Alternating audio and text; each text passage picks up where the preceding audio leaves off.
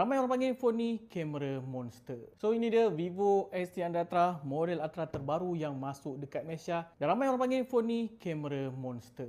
First kali kalau daripada segi design memang phone ni rasa premium dan nampak premium. Warna phone kat tangan aku ni adalah Victory Green. Ada dua jenis finishing, glossy dan juga matte, dan ada wording Vivo dekat bahagian belakang ni. Sebabkan phone ni dilabelkan sebagai kamera monster, setup kamera dekat phone ni memang tak relax. Dan bonggol kamera ni memang tebal sampai kan korang boleh tongkat korang punya jari bila guna phone ni. Kalau cerita pasal kamera, phone ni ada 3 belakang dengan main sensor dia 200 megapiksel dari Zeiss, boleh offer hasil gambar terbaik dalam pelbagai keadaan. Kalau korang rasa zoom dekat phone ni tak cukup dan korang nak lagi kemampuan zoom yang lagi padu, korang boleh beli lens kit tambahan daripada Vivo. Untuk spesifikasi lain, phone ni memang ada spek yang premium.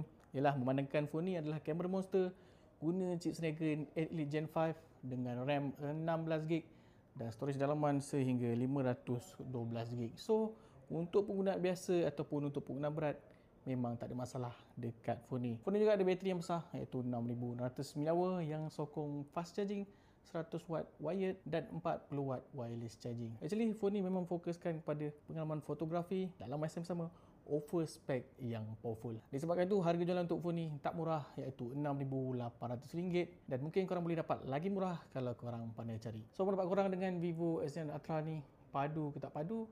Macam biasa, korang komen dekat bawah.